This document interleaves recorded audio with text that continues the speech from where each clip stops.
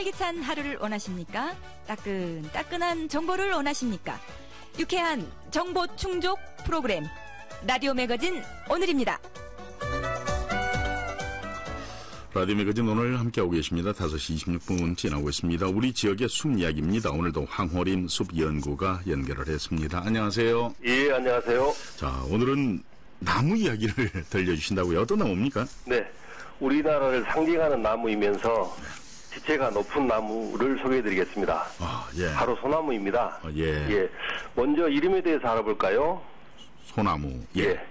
소나무라는 우리말 으뜸의 뜻인데 그 수리 혹은 태양빛과 물이 내뻗는 기운을 뜻하는 햇살, 물살 할 때 쓰는 그 살이라는 말이 변한 것으로 나무 중에서 최고의 나무라는 뜻입니다. 또한 소나무를 통틀어서 한자로는 송이라고 그러거든요. 네. 근데 이는 중국 진시 황제가 비를 피하게 해준 나무에게 공작이라는 벼슬을 내렸는데 나무 목자에다가 공작의 준말인 공자가 합해져서 송이라고 부르게 되었다고 합니다. 네. 그리고 2014년도에 그 한국 갤럽 조사에 따르면 한국인이 가장 좋아하는 나무는 소나무가 48%로 가장 높았고 그 다음이 은행나무, 벚나무 순이었다고 합니다. 네.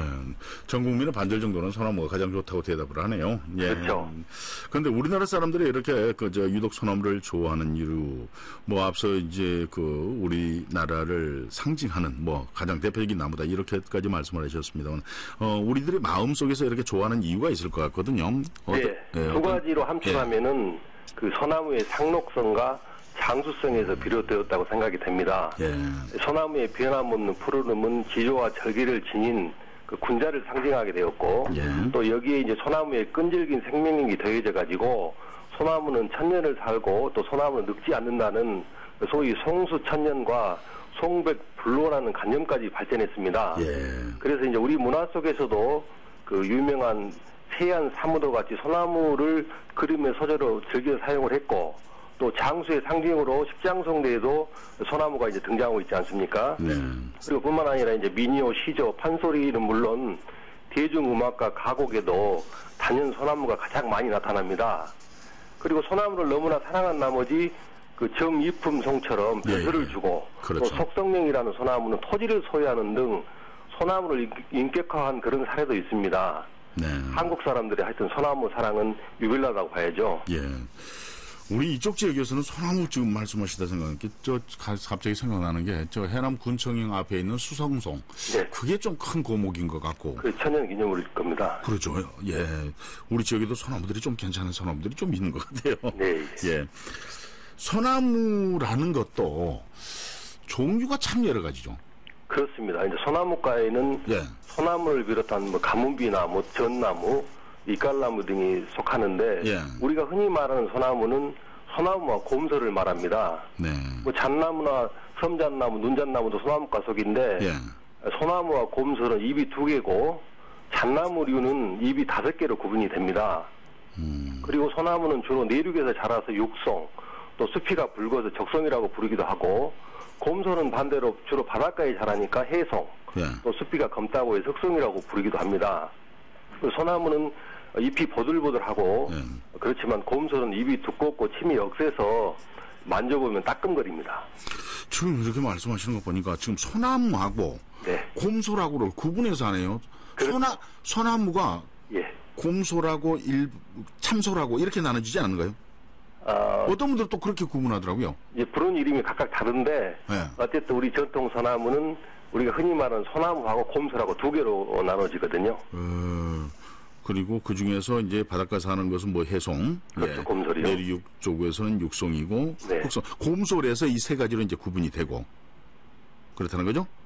이제 제가 다음에 또 설명을 해드리겠습니다. 소나무에서 육송, 소나무에서 육송, 곰솔은 해송과 흑송 이렇게 되는 거군요. 그렇게 볼 수가 있죠. 상당히 복잡하네 이게. 소나무 공부를 다시 해야 될 것 같아요. 소나무 중에서도 이제 그 금강송이라든가 또 반송, 초진소나무 이런 것도 있잖아요. 그렇죠. 이렇게 구분하는 방법도 있죠. 아주 좋은 질문입니다. 말씀하신 나무들은 소나무의 품종입니다.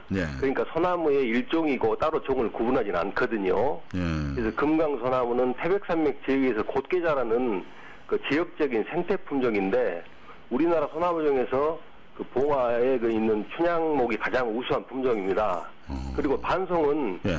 그 둥치 부위에서 여러 개의 줄기가 나와가지고 수영이 마치 우산처럼 보이는 것을 말하고요.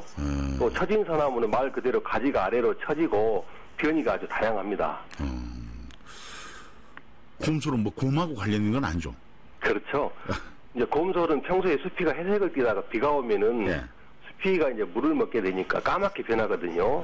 예. 그래서 이제 검은 솔이 부르기 쉽게 곰솔로 변한 것입니다. 검은 솔을 검솔, 그렇죠. 곰솔. 또 예. 비슷한 이름이 있는데 네. 그 감탕나무과의 먼나무라고 있거든요. 네. 먼나무 역시 비 온 날 수피가 검게 된 것을 보고 그 제주도 방언에 먹랑이라고 그랬거든요. 즉 말해서 먹물같이 검은 나무다. 그래서 이제 먼나무로 부르게 되었다고 그럽니다. 그런데 우리의 소나무, 우리의 나무라고 우리나라를 대표하는 이 소나무가 네. 뭐 요즘 보면은요, 물론 그 각종 화재라든가 뭐 이런 것들 때문에 또 개간 사업 때문에 이렇게 이제 파헤쳐지고 줄어드는 것도 있습니다만은 수목을 그 바꾸기 위해서 제거하고 다른 나무를 심는, 뭐 유실수 나무를 심는다거나 뭐 약재 나무를 심는다거나 그래가지고 그냥 사라지는 또 그런 나무들도 많이 있어요. 네, 그렇습니다. 그 1960년대까지만 해도 우리나라 산림의 60%가 소나무림이었거든요. 예.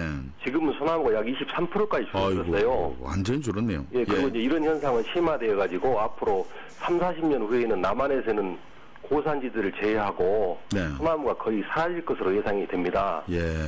소나무가 사라지는 가장 큰 원인은 역시 기후변화입니다. 예, 예.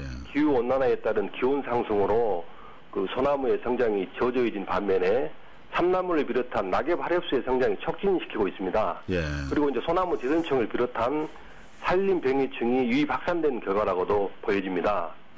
그런데 이제 이것은 새로운 사실이 아니고 예. 자연스러운 천이 현상으로도 볼 수 있거든요.